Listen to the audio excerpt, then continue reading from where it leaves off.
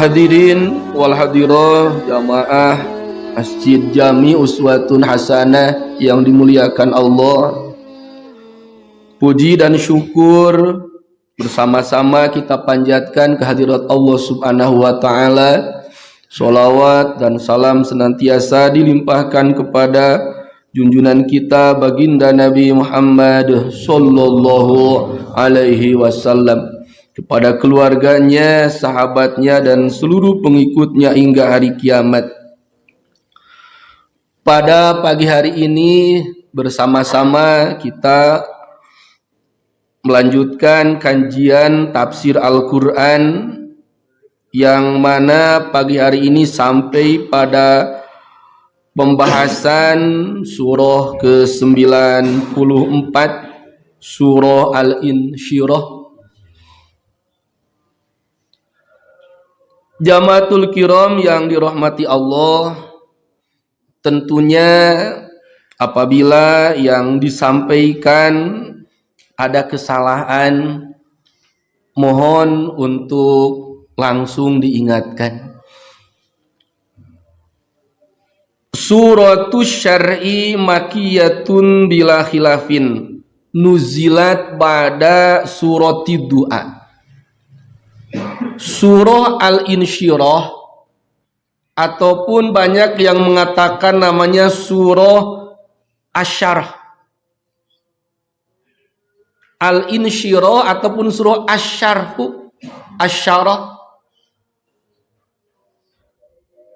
Al-Insyirah ini diambil daripada kata nasroh. Nasroh itu adalah bentuk kalimatnya fi'il amar, dan bentuk masdarnya adalah syar'un, makanya namanya surah Asy-Syarh. Al-Insyirah itu pun adalah masdar, insyara'a yansyari'u insyirah. Jadi kalau mungkin dalam pengenalan surah ini ada yang mengatakan surah Al-Insyirah ini yang lebih populer, tapi juga ada yang mengatakan surah Asy-Syarh, itu pun sama saja. Dan surah Al-Insyirah ini nuzilat pada surah Duha. Ini diturunkan setelah surah Ad-Du'a.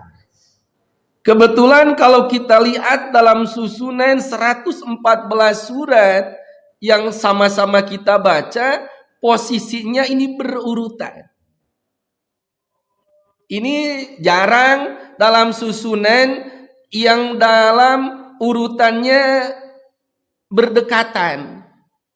Kalau surah Al-Insyirah ini adalah surah yang ke-94, dan surah yang ke-93-nya adalah surah Ad-Du'a. Karena surah Al-Insyirah ini nuzilat ba'da surati Duha, diturunkan setelah surah Ad-Du'a. Bahkan disampaikan oleh para ulama dengan berdekatannya surat ini, sehingga seakan-akan dua surat ini adalah satu surat. Sehingga banyak para ulama yang ketika membacakannya, dua surat ini dibacakan sekaligus. Setelah surah Ad-Du'a langsung dengan surah An-Nashr, surah Asy-Syarh ini. Bahkan kalau dilihat dalam sedikit ilmu fikih berkaitan dengan adab ataupun keutamaan fadilah ketika kita melaksanakan sholat duha, lalu sholat duha ini yang kita laksanakan jumlah rakaatnya 4, walaupun kebanyakan ataupun jumlah terbanyak sholat duha adalah 8. Kalaulah kita melaksanakan sholat duha 4 rakaat, maka yang disampaikan dalam adab melaksanakan sholat duha itu dibacakan 4 surat yang berurutan. Rakaat yang pertama surah Asy-Syams. Setelah Asy-Syams lalu surah Al-Lail, ke bawahnya sama dalam urutannya. Lalu 2 rakaat lagi adalah Ad-Duha dengan Al-Insyirah ini. Walaupun kita pahami bersama urusan membaca surat adalah hukumnya sunat, tidak seperti itu pun tentunya tidak akan mengurangi fadilah daripada sholat tersebut. Ini adalah lebih kepada afdoliyah, keutamaan saja. Surah Ad-Duha ini, mohon maaf, surah Al-Insyirah ini wa ayatuha samanin, ada 8 ayat. Wa kalimatu atis wa ishruna kalimatan, ada 29 kalimat. Wa hurufu'a mi'atu wa salasatu harupin, ada 103 huruf. Dari mulai alam nasyrah sampai nanti ayat yang terakhir wa ila rabbika farghab, ini ada 8 ayat, ada 29 kalimat dan 103 huruf. Berkaitan dengan keutamaan surat ini, ada sebuah hadis, walaupun hadis ini kedudukannya tidak terlalu kuat, tapi ini sekedar menjadi motivasi kepada kita untuk senantiasa rajin membaca Al-Quran, terlebih adalah surah Al-Insyirah ini. Saya sampaikan dalam tafsirnya, hadis marwi anin Nabi sallallahu alaihi wasallam, man qara'a surat alam nasyrah faka'anna maja'ani wa nabuktamun paparoja'ani walakin la aslalah. Man qara'a surat alam nasyrah, barang siapa membaca surah alam nasyrah, faka'anna maja'ani, disampaikan baginda Rasul, maka seperti dia datang kepadaku, wa anna muktamun, aku dalam keadaan bingung, fafaroja'ani, lalu dia memberikan kebahagiaan. Tapi di sini dijelaskan walakin la aslalahu, hadis ini sumbernya tidaklah sahih. Ini disampaikan hanya sekedar menjadi motivasi dan ada dalam tafsirah waroyan ini. Jamaatul kiram yang dirahmati Allah, sama-sama kita telaah per ayat daripada surah Alam Nasyrah ini. Bismillahirrahmanirrahim. Alam nasyrah laka sadrak. Saya sampaikan terjemahnya. Alam nasyrah laka sadrak, bukankah kami telah melapangkan dadamu, wahai Muhammad? Alam nasyrah ini diawali dengan a. A di sana namanya hamzah. Hamzah tersebut namanya hamzah istifham. Istifham ini dalam kaitan ilmu Arab, logat Arab adalah pertanyaan. Bukankah kami telah melapangkan dadamu, wahai Muhammad? Tentu kalau kebanyakan ketika ada pertanyaan mesti ada jawaban. Pak, mau kemana? Oh, saya mau ke warung, saya mau ke Cimahi. Itu adalah etikanya. Ketika orang bertanya maka harus kita jawab. Nah, mohon untuk diketahui bersama bahwasanya walaupun Alam Nasyrah ini diawali dengan pertanyaan, istifham, pertanyaan di sini namanya istifham takriri. Artinya pertanyaan yang tidak perlu kita jawab. Kenapa ini Allah pertanyakan? Ini untuk menetapkan, bukan memohon jawaban daripada kita yang membaca dan mendengarkannya. Tentunya Allah memiliki tujuan daripada penetapan ini, karena surah Alam Nasyrah ini diturunkan di kota Makkah. Dan ini sangat berkaitan dengan peristiwa, nanti saya sampaikan dalam ayat 5 dan 6. Surah Alam Nasyrah ini sebagai bentuk tasliyah. Tasliyah artinya penyabar.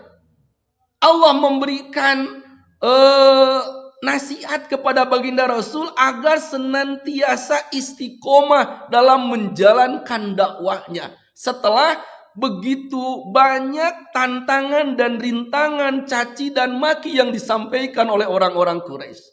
Insya Allah itu nanti sama-sama kita jelaskan dalam ayat 5 dan ayat 6. Alam nasyrah laka sadrak. Bukankah kami telah melapangkan dadamu, wahai Muhammad? Ayat pertama ini dalam surah Alam Nasyrah ini, surah Al-Insyirah ini ada hubungan, ini ada sedikit berkaitan dengan yang disampaikan Allah Subhanahu wa taala dalam surah Al-An'am ayat 125. Di mana dalam surah Al-An'am ayat 125 Allah menjelaskan, "Famay yuridillahu ayyahdiyahu yashrah sadrahu lil Islam." Ini dalam Al-An'am ayat 125. Barang siapa yang Allah kehendaki akan diberikan petunjuk, akan diberikan hidayah, maka Allah sampaikan dalam ayat tersebut, yashrah sadra'u lil Islam. Allah akan bukakan, Allah akan lapangkan dadanya untuk menerima ajaran Islam. Juga ini berkaitan dengan doa yang senantiasa dibaca oleh Nabi Musa alaihi salam. Rabbish rohli sodri wa yassirli amri wahlul uqdatam min lisani yafqahu qawli. Rabbish rohli sadri. Rabbi ya Allah ya Tuhan, isyrah sadri, lapangkanlah dadaku. Tapi secara khusus yang dimaksud dengan sodru di sini adalah kaitannya dengan kolbu. Bukankah kami telah melapangkan dadamu? Lapad sodrun itu kalau kita lihat dalam komus artinya dada. Tapi yang dimaksud di sini adalah kolbun, hati. Kenapa kolbun? Karena hati adalah merupakan induk ataupun pokok daripada organ tubuh kita. Ala fil jasadi mudghah, idza saluhat salu al jasadu kulluh, wa idza fasadat fasadatil jasadu kulluh, ala wahyal qalbu. Disampaikan baginda Rasul, ingatlah kamu bahwasanya dalam jasad kita ada mudghah, ada segumpal daging. Iza saluat, ketika segumpal daging tersebut baik-baik saja, maka salu al jasadu kulluh, jasad yang lain, organ tubuh yang lain pun akan baik. Wa iza fasadat, ketika mudghah tersebut, ketika segumpal daging tersebut rusak, maka fasadal jasadu kulluh, organ yang lain pun akan rusak. Ala wahyal qalbu, dan segumpal daging itu adalah kolbun, hati kita. Jamatul kiram yang dirahmati Allah,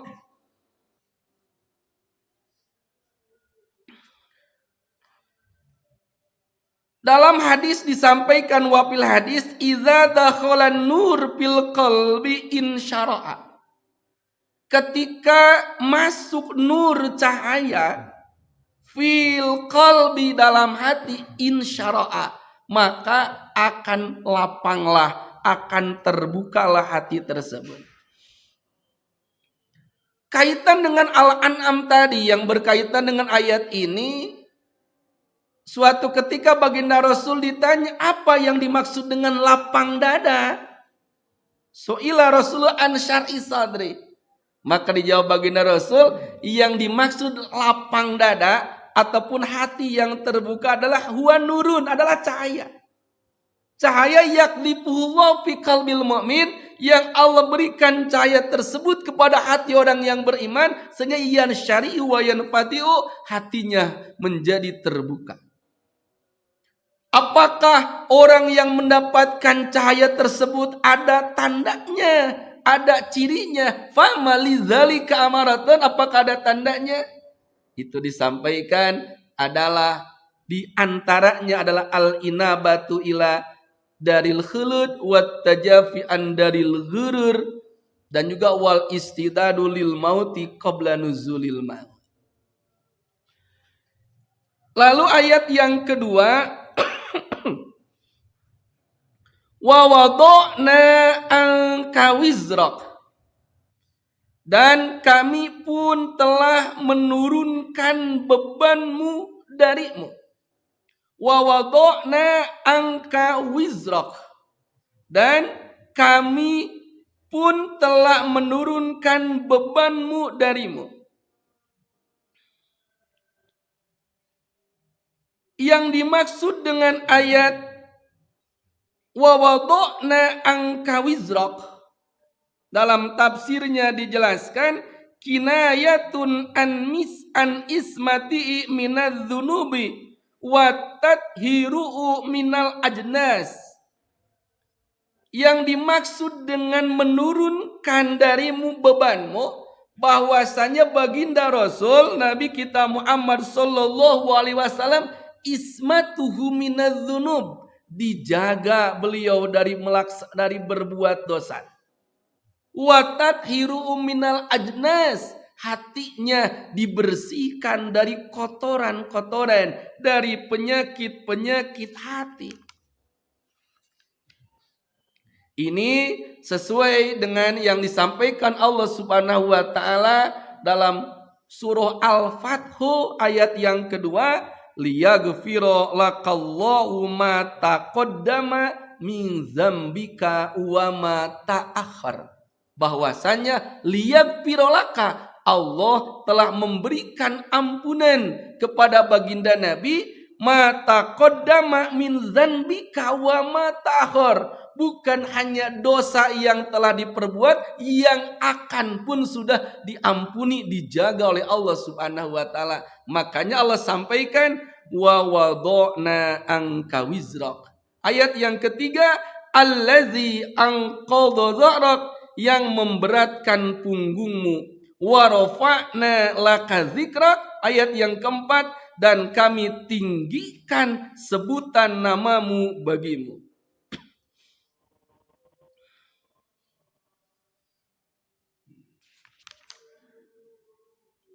Wa rafa'na laka dzikrak, Allah Subhanahu wa taala telah meninggikan derajat nama daripada baginda Nabi Muhammad sallallahu alaihi wasallam. Ini seperti disampaikan Allah dalam hadis qudsi, iza dzukirtu dzukirta ma'i. Iza dzukirtu, ketika disebut namaku, kata Allah, maka dzukirta ma'i, namamu pun akan disebut bersamaku. Apa contohnya? Ketika kita berisyhad, membaca tasyahud, asyhadu alla ilaha illallah, lalu wa asyhadu anna muhammadar rasulullah. Sehingga la tuqbalu salatun ila bihi wa la tajuju khutbatun ila bihi yuridu ta'zin. Ketika kita mengumandangkan azan, maka ketika disebut nama Allah, maka akan disebut nama Muhammad. Ketika kita melaksanakan khutbah, apalagi khutbah Jumat, ini menjadi syarat, menjadi rukun, bahwasanya ketika berkhutbah setelah memuji Allah mesti ada ucapan sholawat kepada baginda Rasul. Ini diantara bentuk nyata wa rafa'na laka dzikrak, bahwasanya Allah telah meninggikan Jamatul kiram yang dirahmati Allah, lalu ayat yang kelima, fa inna ma'al usri yusron. Dalam terjemahnya saya sampaikan, maka sesungguhnya bersama kesulitan ada kemudahan. Ayat ini diturunkan dalam asbab nuzulnya, kanal musyrikuna yu'iruna Rasulullah sallallahu alaihi wasallam wal mu'minina bil fakri wadaikoh hatta sabaqo ila wahmi annahum rogobu anil Islam liftikori ahli'i wahtikori'im. Seperti tadi di awal saya sampaikan, asbab turunnya ayat ini. Kanal musyrikuna, bahwasanya orang-orang musyrik Quraisy yu'iruna Rasulullah. Mereka senantiasa menghina baginda Rasul. Wal mu'minina, dan menghina orang-orang yang beriman kepada Rasul. Apa yang menjadi objek hinaan mereka? Bil fakri, karena kefakiran. Wadaikoh, karena hidup yang sempit. Karena awal-awal daripada penyebaran Islam, baginda Rasul dan para sahabat disudutkan dengan embargo ekonomi. Sehingga urusan perekonomian jadi sempit. Menjadi orang-orang fakir. Dan ini yang dijadikan senjata oleh orang-orang musyrik karena kefakiran, karena ketidakberadaan, sempit kehidupan, menjadi objek mereka senantiasa baginda Rasul dihina dan dicaci maki. Dalam keadaan seperti itu, maka Allah memberikan support, memberikan penyemangat dengan ayat ini, fa inna ma'al usri yusran. Diawali dengan huruf fa ini bentuk jawaban. Inna adalah adawat taukid, sebuah kepastian. Maka pasti fa inna ma'al usri, dalam kesulitan yusron, pasti ada kemudahan. Setelah engkau melalui kehidupan yang sempit, setelah engkau menghadapi hinaan dan caci maki daripada orang-orang Quraisy, pasti Allah akan berikan kemudahan, kelapangan, dan itu terjadi seperti janji Allah Subhanahu wa taala tersebut. Karena setelah itu kehidupan umat Islam, terlebih mulai tahun ke-7 kenabian, 10 apalagi dengan datangnya, dengan hijrahnya baginda Rasul, maka peradaban Islam ada di tangan orang-orang mukmin. Fa inna ma'al usri yusron. Ayat ini secara khusus diturunkan kepada baginda Rasul dan juga menjadikan nasihat untuk kita semua. Bahwasanya dalam kesulitan pasti ada kemudahan. Sehingga Allah Subhanahu wa taala sampaikan dalam ayat yang ke-6, inna ma'al usri yusron. Sesungguhnya bersama-sama kesulitan ada kemudahan. Apakah kita ragu dengan firman Allah ini? Tentu kita tidak ada keraguan. Tapi kadang-kadang keimanan kita yang masih lemah, yang terkadang kita sering bersuudzon kepada Allah, berprasangka tidak baik kepada Allah. Karena keimanan kita yang kurang, sering kita mengatakan, kenapa ya Allah? Kenapa hidup saya ini sempit? Kenapa usaha ini tidak baik-baik saja? Sering kenapa? Padahal ini firman Allah. ini Al-Quran yang kelak yang harus menjadi pedoman kita. Fa inna ma'al usri yusron. Dalam kesulitan pasti ada kemudahan. Jamaatul kiram yang dirahmati Allah, kita akan bedah dua ayat ini dengan ilmu balaghah, ilmu Al-Quran. Bapak dan Ibu, kita semua paham Al-Quran itu adalah sastra, bentuk bahasa yang teramat indah, sehingga orang Quraisy pun yang ahli bahasa tidak mampu menandingi kehebatan Al-Quran. Dan kita akan tahu sejauh mana bentuk sastra kehebatan dalam Al-Quran kalaulah kita bedah dengan ilmunya. Dan ilmunya tersebut namanya ilmu balaghah. Kita sama-sama akan bedah dua ayat ini. Mohon maaf kalau saya sering bertanya. Fa inna ma'al usri yusron. Bapak dan Ibu sama-sama perhatikan ayat ini. Dalam ayat 5 dan ayat 6 ada dua kalimat yang diulang-ulang. Saya bacakan ayat yang kelima. Fa inna ma'al usri yusron. Ayat yang keenam. Inna ma'al usri yusron. Ada dua kalimat yang diulang-ulang. Yang pertama lafadznya al-usri. Al-usri artinya kesulitan. Kalimat yang kedua yusron. Artinya kemudahan. Mohon maaf kalau saya mengajak untuk berpikir. Karena ini harus kita bedah agar kita paham begitu indah bahasa yang terdapat dalam Al-Quran. Mohon maaf. Bapak dan Ibu yang dirahmati Allah, ada lafaz al-usri. Yang pertama yang diulang. Yang kedua ada lafaz yusron. Ada al-usri, ada yusron. Bentuk kalimatnya berbeda.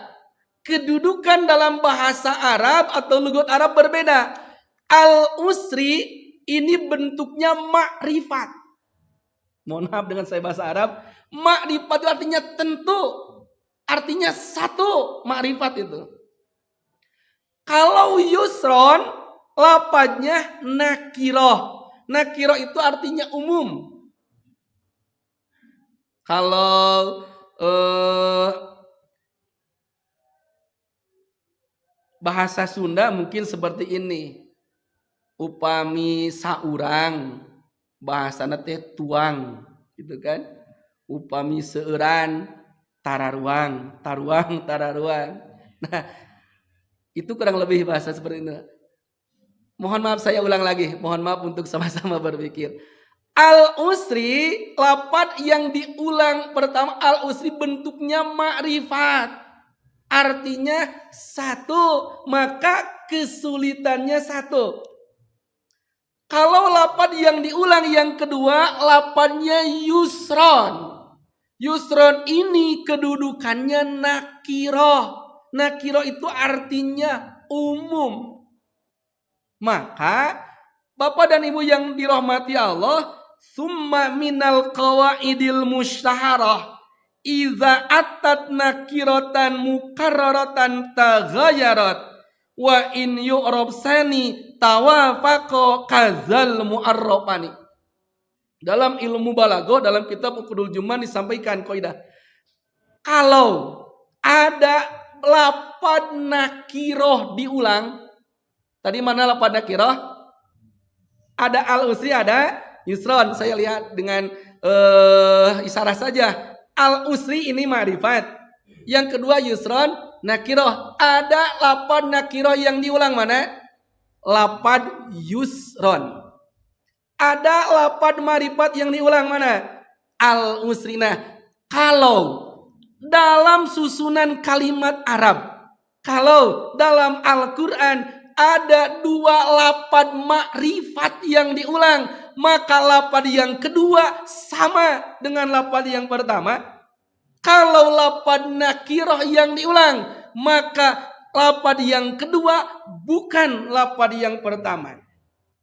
Maka bapak dan ibu jangan ragu menyampaikan dalam ayat ini, fa inna ma'al usri yusron, inna ma'al usri yusron, sesungguhnya dalam satu kesulitan pasti minimal Allah berikan dua kemudahan.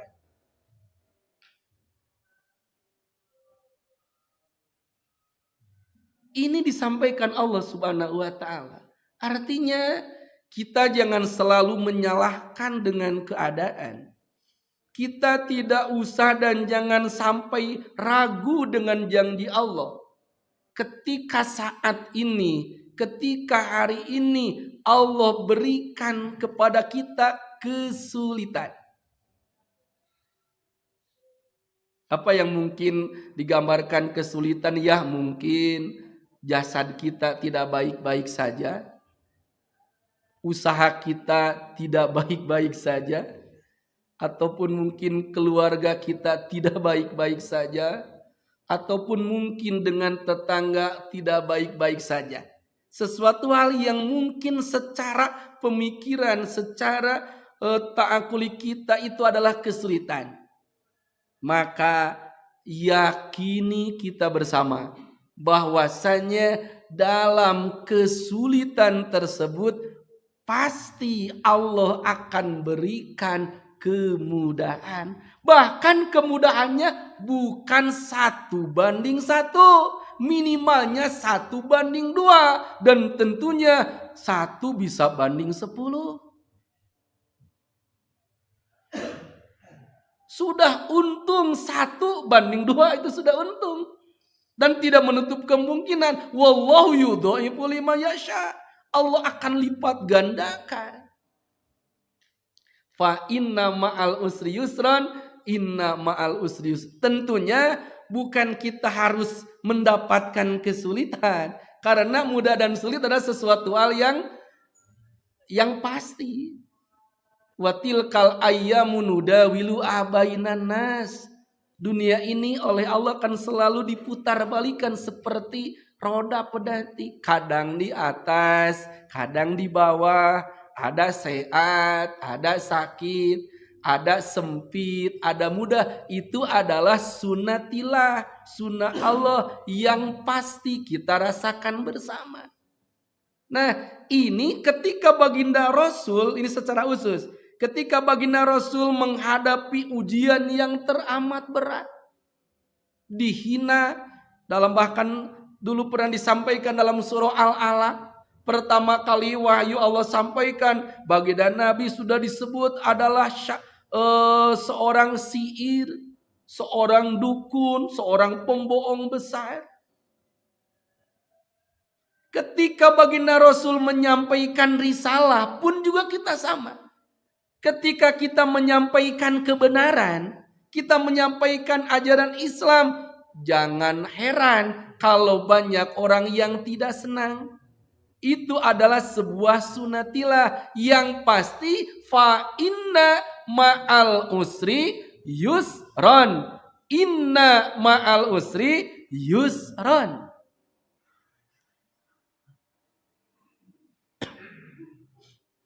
Sesungguhnya dalam kesulitan itu pasti ada kemudahan. Logikanya kalaulah kita sedang mendapati jalan yang terjal, nanjak jalanan,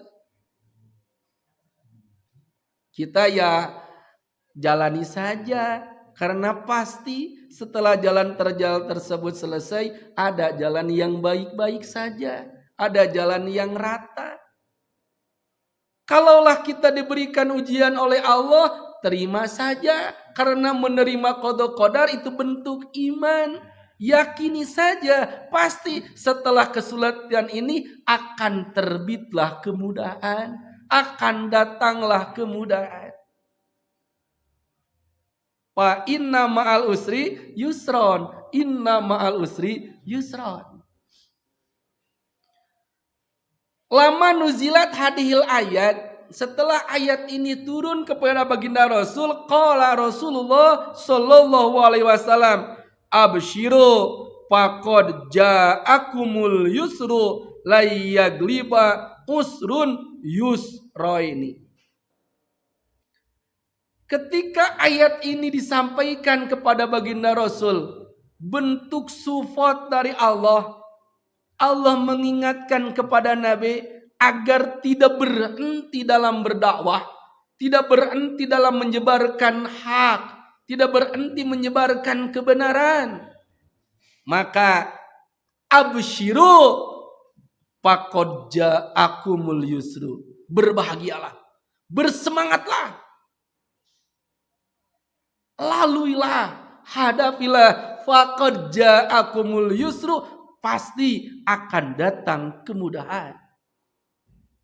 Ini sudah menjadi kalimat yang populer di kalangan orang Arab, la yagliba usrun yusraini. Satu kesulitan itu tidak akan mengalahkan dua kemudahan. Artinya pasti selalu ada solusi dalam setiap masalah yang dihadapi. Pasti akan selalu ada jalan keluar daripada setiap kesulitan yang ada pada diri kita. Maka dalam At-Tolak ataupun Maun atau At-Tahrim, Allah menyampaikan wa may yattaqillaha yaj'al lahu makhraja wa yarzuqhu min haitsu la yahtasib. Kalau enggak salah surah At-Tolak ya, Pak Haji. At-Tolak ya, ayat yang ketiga ya, Pak Haji. Wa may yattaqillaha yaj'al lahu makhraja wa yarzuqhu min haitsu la yahtasib. Ini adalah disampaikan oleh Allah jaminan wa may yattaqillaha. Barang siapa dia istiqomah dalam ketakwaannya, dia ridho, dia menerima setiap yang Allah berikan kepada kita. Karena kita semua yakin yang kita terima, yang kita lalui bukan karena permintaan kita. Kita tidak meminta menjadi laki-laki ataupun perempuan. Kita tidak meminta dilahirkan di tempat ini ataupun di tempat yang lain. Ini sudah kun fayakun Allah. Maka wa may yattaqillaha yaj'al lahu makhraja. Ketika orang istiqomah dalam ketakwaannya, dia selalu disiplin menjalankan perintah Allah, berusaha menjauhkan dari yang dilarang oleh Allah, yaj'al lahu makhraja. Allah berikan solusi terhadap setiap hal yang dihadapinya. Bahkan wa yarzuqhu min haitsu la yahtasib. Allah anugerahkan rizki yang melimpah serta penuh berkah. Bahkan kalau dalam At-Tolak ini kurang lebih ada 6 dalam urusan ketakwaan ini yang sudah dijaminkan Allah Subhanahu wa taala. Fa inna ma'al usri yusra, inna ma'al usri yusra. Lalu 2 ayat terakhir Allah sampaikan fa iza faraghta fansab wa ila rabbika farghab. Fa iza faragta fansab. Maka apabila engkau telah selesai dari sesuatu urusan, tetaplah bekerja keras untuk urusan yang lain. Wa ila rabbika farghab, dan hanya kepada Tuhanmu lah engkau berharap. Tidak ada istilah malas untuk orang yang beriman. Tidak ada ceritanya kita santai-santai dalam urusan beramal, urusan bekerja. Fa iza faragta, ketika engkau sudah selesaikan satu urusan, pansob, maka harus bersiap menghadapi urusan yang lain. Tidak ada istilah malas-malasan. Perintah Allah pun jelas. Ketika kita selesai mengerjakan sesuatu, ya kita harus siap dengan sesuatu hal yang lain, dengan urusan yang lain. Saya sampaikan dalam tafsirnya ayat ini,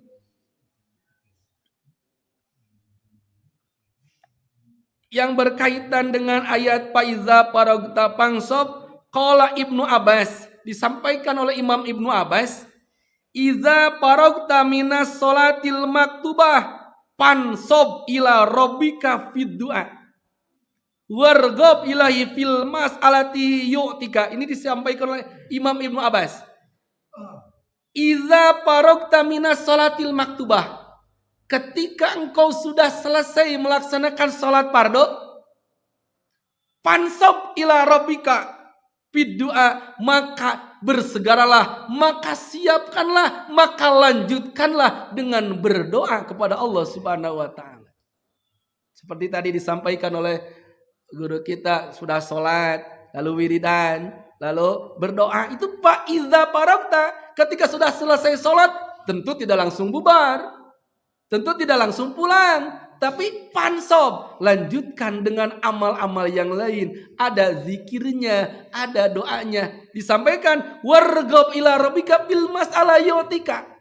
Bahkan dalam urusan sholat berjamaah, ketika kita memohon kepada Allah, kita berdoa setelah sholat fardu, yu'tika, itu diantara waktu mustajabnya doa. Di antara waktu doa yang akan dijabah oleh Allah adalah setelah kita sholat fardu beres, jangan lupa kita berdoa kepada Allah Subhanahu wa taala. Pasti yu'tika, engkau akan diberikan. Itu dalam Ibnu Abbas. Kalau Ibnu Mas'ud, "Idza paragta minal faraid fansob fi qiyamil lail." Ketika engkau sudah selesai melaksanakan sholat fardu, pansob fi qiyamil lail, maka laksanakanlah qiyamul lail. Jadi pansobnya menurut Ibnu Mas'ud adalah qiyamul lail, melaksanakan sholat di waktu malam. "Idza paragta minat tasyahud fad'u lidunyaka wa akhirataka." Ketika engkau selesai tasyahud setelah sholat, maka fansob fad'u lidunyaka, wa berdoalah untuk kebaikan dunia, wa akhiratak, dan kebaikan akhirat. "Iza paragta min jihadi adwika fansob fi ibadati rabbika." Tafsir yang lain, ketika engkau sudah selesai berjihad melawan musuh-musuhmu, maka fansob, berdirilah, tegaklah dalam fi ibadati rabbika, dalam beribadah kepada Tuhanmu. "Iza paragta min tabligir risalah fansob fil istighfari laka walil mu'minin." Ketika engkau sudah berdakwah, menyampaikan risalah, menyampaikan syariat Islam, menyampaikan tentang kebenaran Islam, maka fansob, tegaklah, bersiaplah lil istighfar, untuk memohonkan ampunan kepada orang-orang yang beriman. Ini diantara tafsir-tafsir faiza parogta fansob. Di akhir, wa ila rabbika fargob. Hanya kepada Allah kita meminta, hanya kepada Allah kita berserah diri. La haula wala quwata illa billah. Kita semua berada di tempat ini adalah atas qada Allah Subhanahu wa taala. Segala yang kita miliki, apapun bentuknya, itu adalah anugerah Allah Subhanahu wa taala. Wa ila rabbika fargob. Allah mengingatkan agar segala sesuatu dikembalikan kepada Allah. Jangan pernah merasa kesuksesan ini adalah hasil kerja keras kita. Jangan pernah merasa apa yang kita miliki adalah hasil usaha kita. Jangan pernah merasa, oh ini karena saya. Allah ingatkan dalam ayat yang ke-8, wa ila rabbika fargob. Hanya kepada Allah kita berharap. Dan juga di akhir, wa ila rabbika fargob, kita bersama-sama berdoa kepada Allah Subhanahu wa taala. Doa kita yang pertama, mudah-mudahan Allah berikan kita semua beserta keluarga umur yang panjang, disertai taufik hidayah Allah untuk bersama-sama meningkatkan amaliyah ibadah. Terlebih sudah bulan Rajab, Sya'ban dan Ramadan sudah nampak di hadapan kita.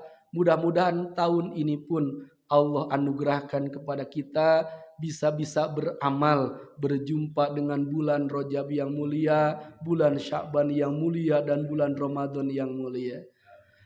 Doa kita, harapan kita yang kedua, mudah-mudahan untuk seluruh putra putri kita, zuriat kita, mudah-mudahan mereka senantiasa akan mengantarkan kita ke dalam surganya Allah Subhanahu wa taala. Oleh karena itu kita selalu doakan putra putri kita, zuriat kita, turunan kita menjadi hamba-hamba Allah yang solih dan solihah. Barangkali ada putra putri yang sedang belajar di sekolah, di madrasah, di pesantren, mudah-mudahan Allah anugerahkan ilmu yang bermanfaat. Barangkali ada putra putri kita, keluarga kita yang sedang mencari pekerjaan, mudah-mudahan Allah berikan kemudahan, dan bagi mereka yang sudah bekerja Allah berikan keberkahan. Amin ya Allah ya rabbal alamin. Dan juga kita berdoa untuk keluarga kita, tetangga kita, sahabat kita yang sakit, bil khusus Bapak Rashid, dan juga mungkin ada keluarga Bapak dan Ibu yang lain, tetangga, sahabat yang sedang sakit. Kita sama-sama berdoa kepada Allah, mudah-mudahan mereka yang sakit Allah berikan kesehatan seperti sedia kala. Segala hajat kita, segala maksud dan tujuan kita, segala harapan kita, baik yang berkaitan dengan urusan dunia, urusan agama ataupun urusan akhirat, mudah-mudahan Allah memberikan kebaikan, Allah berikan ijabah terhadap doa-doa kita. Amin ya Allah ya rabbal alamin. Dan juga kita berdoa kepada seluruh hamba-hamba Allah yang telah berjasa memberikan infak, sedekah, wakaf untuk pembangunan masjid ini, sehingga alhamdulillah luar biasa masjid ini semakin tampak nyaman. Kita berdoa kepada Allah, mudah-mudahan siapapun yang sudah berjasa memberikan tenaga, pikiran, harta untuk kebaikan, kemudahan pembangunan masjid Jami Uswatun Hasanah, mudah-mudahan Allah berikan balasan yang berlipat ganda di dunia dan di akhirat. Amin ya Allah ya rabbal alamin. Ala hadhihi niyatil mazkurah wa bi kulli niyatin sholihah. Al-Fatihah. A'udzubillahi minasyaitonirrajim. Bismillahirrahmanirrahim. Alhamdulillahirabbil alamin. Arrahmanirrahim. Maliki yaumiddin. Iyyaka na'budu wa iyyaka nasta'in. Ihdinas siratal mustaqim. Siratal ladzina an'amta 'alaihim ghairil maghdubi 'alaihim waladdallin. Kurang dan lebih mohon dimaafkan. Akhirul kalam. Wassalamualaikum warahmatullahi wabarakatuh.